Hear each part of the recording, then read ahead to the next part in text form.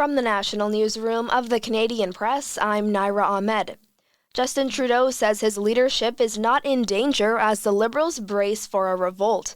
Tomorrow, some members of his caucus are set to confront him in hopes of convincing him to step down. One by one, Trudeau's cabinet ministers expressed their support for their Liberal leader on their way into a meeting today, including Labour Minister Stephen McKinnon. Look, anytime that there are voices of dissent, we have to deal with them, we have to listen to them carefully, and we have to deal with them and present a unified face to Canadians. Prince Edward Island MP Sean Casey is the only Liberal to publicly say he's signed a letter calling for Trudeau to step down. Meanwhile, families are calling for an inquiry after 9 Indigenous people were killed in police interactions in August and September. Black and Indigenous women often spoke through tears about their loved ones in Ottawa today, saying there must be a systemic change to the way police services operate. A spokesperson for the Minister of Crown Indigenous Relations says the department will support what communities want and need to address the issue. The federal Auditor General is set to probe all government contracts given to the company behind the controversial ArriveCAN app. The controversial app has been heavily criticized by opposition parties for its $60 million price tag. Auditor Karen Hogan has already found 3 departments lacked financial records to explain the cost of the app's development and failed to deliver the best value for taxpayers. Now she'll probe all government contracts awarded to GC Strategies, who have been given more than $100 million in federal contracts overall, not just for the app. Lisa Laporte, the Canadian Press. RCMP in British Columbia say another person has been killed after an atmospheric river hammered southern BC over the weekend. Mounties say the body was found inside their vehicle when a road washed away in pouring rain on the west coast of Vancouver Island on Saturday.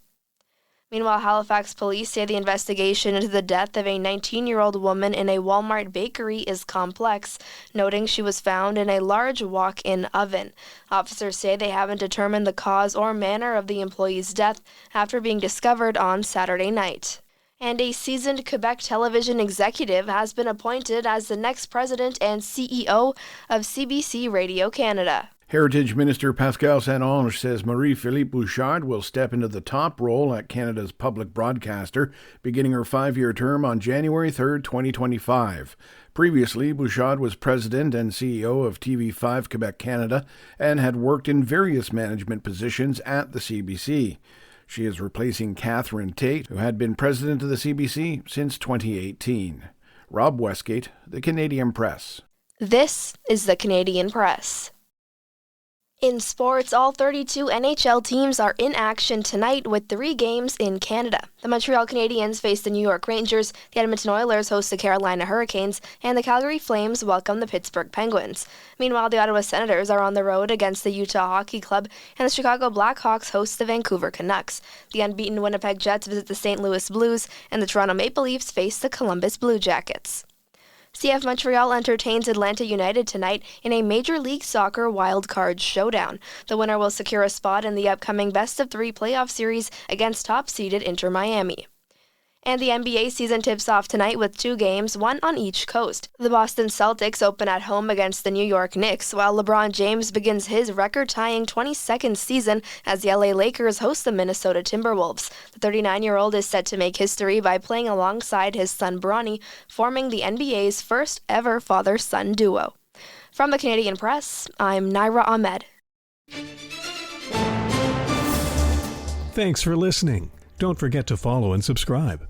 For more of today's top stories, visit thecanadianpressnews.ca.